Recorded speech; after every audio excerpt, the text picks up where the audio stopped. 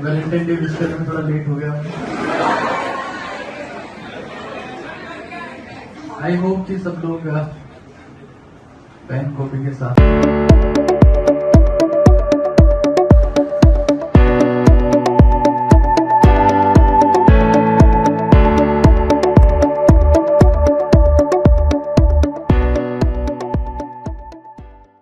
देखिए सर, अजमेर में हमारा हमेशा से एक विज़न रहा है, मिशन रहा है कि हमें अजमेर को उठाना है। अजमेर का जो एक गौरव रहा है कि अजमेर एक शिक्षा नगरी रहा है।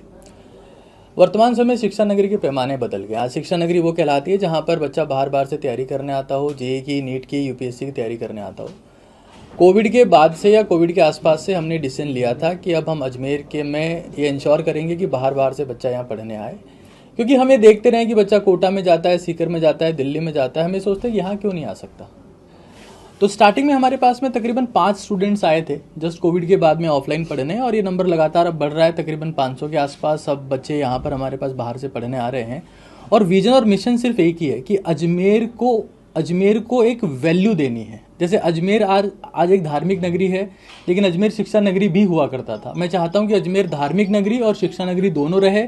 यहाँ के लोगों को रोजगार मिले, यहाँ का इंफ्रास्ट्रक्चर डेवलप हो, यहाँ पर जो हॉस्टल में लोग काम कर रहे हैं उनको रोजगार मिले, यहाँ पर लोग बाग रुके, अजमेर के लोग जो बाहर पढ़ने जा रहे हैं वो ना जाएं। बहुत सारी चीज़ें हम लोग चाह रहे हैं, सिर्फ और सिर्फ अजमेर के लिए है। अजमेर के लिए काम करने के लिए सब कुछ हमने किया है। हमारे पास में सिटीज़ के ऑप्शन बहुत थे, क्योंकि जो बच्चा यूपी से यहाँ आ सकता है वो किसी भी शहर में आ सकता है, but we want to work for Ajmer. क्योंकि मेरी एजुकेशन जो है अजमेर से रही है, सेंट पॉल से मैंने पढ़ाई की, उसका जेएलएन से एमबीबीएस की है।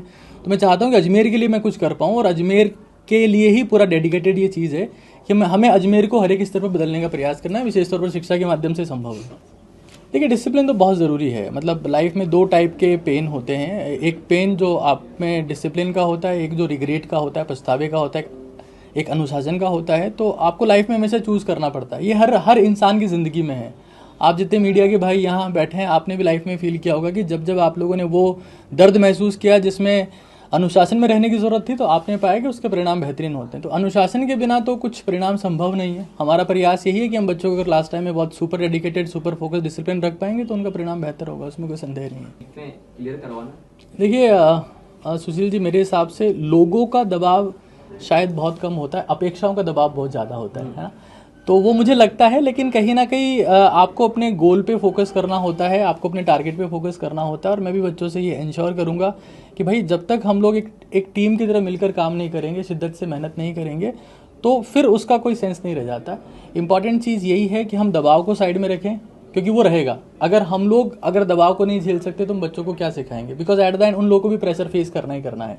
तो हमारा गोल यही है कि बच्चे वो सीखें कि भाई ये चीज़ एसेंशियल है, और हमें दबाव से किस तरीके से आगे बढ़ते हुए चीज़ें जो है प्रोसीड करनी है। बट ये है, जब बच्चा अगर नागालैंड से यहाँ आ रहा है, नेपाल से यहाँ आ रहा है, गोवा से आ रहा है, जम्मू कश्मीर से, यूपी से, बिहार से, गुजरात से, हरियाणा से, कर्नाटक से, उड़ीसा से, तो दबाव होता है कहीं ना कहीं। और हम ये इंश्योर करना चाहते हैं कि हम दिल से उनके साथ में मेहनत करें। देखिए, हम लोग काफ़ी समय से इसकी प्लानिंग कर रहे हैं। मैं ये नहीं कहूँगा कि ये चीज़ ऑल ऑफ सडन हुई है।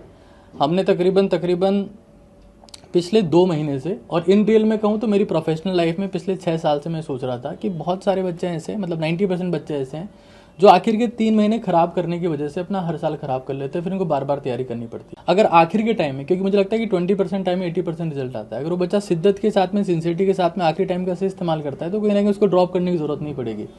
तो हमारा गोल यही है कि बच्चा जो है आखिरी बार ये मान के चले कि मैं लास्ट टाइम एग्जाम दे रहा हूँ, पूरी शिद्दत से दे रहा हूँ, समर्पण के साथ में दे रहा हूँ, और अब मुझे वापस कभी ड्रॉप नहीं करना पड़ेगा। That is very important. और हमारी पूरी टीम ने यहाँ बैठ के बहुत टाइम तक मीटिंग करी है, बहुत देर तक हम लोग बैठे हैं, डिस्कशंस किए हैं, प्लानिंग करी है, टास्क डिज़ाइन किए हैं, वर्कशीट डिज़ाइन करी है। तो we have done a tremendous work for that. ये थोड़ा सा रहता है, ये एक थोड़ा इशू रहता है, जब बच्चा नए माहौल में आता है तो एडजस्ट करने में टाइम लगता है। इसलिए हमने बच्चों से पहले ही बोल दिया था कि आपको 6-7 दिन पहले आना है, ताकि आप माहौल में एडजस्ट कर पाएँ। और प्लस उनके बाहर से बहुत सारे बच्चे यहाँ पहले से रह रहे हैं, तो उनके साथ में जब वो घुल मिल जाते हैं तो चीज़ें थोड़ी सी ठीक हो जाती है। और देखिए, एजुकेशन एक वो चीज़ रही है जिसके लिए आपको घर छोड़ना ही पड़ता है। अगर वास्तव में आप शिक्षा चाहते हैं तो आपको अटैचमेंट छोड़ने पड़ेंगे, अपने परिवार को छोड़ना पड़ेगा, घर को छोड़ना पड़ेगा, और एट द एंड जब आपको कॉलेज मिलेगा तब भी आपको घर को छोड़ना पड़ेगा। तो घर छोड़ना तो is the first important aspect to work hard. तो वो तो स्टूडेंट्स को 3 कैटेगरी में डिवाइड कर देंगे एट द एंड। और हम इंश्योर करेंगे कि जो बच्चा जिस लेवल पे है, उसके हिसाब से हमने टास्क डिज़ाइन किए हैं। ऐसे नहीं है कि हम सभी को जो है यूनिफॉर्म तरीके से प्रोसीड करने वाले हैं। जैसे आपको पता है हाईवे में 3 डिफरेंट लेन होती है अलग अलग स्पीड वालों के लिए, उसी तरीके से हमने टास्क को डिज़ाइन कर दिया, डिफरेंशिएट कर दिया, तो किसी बच्चों को दिक्कत नहीं आएगी उसमें।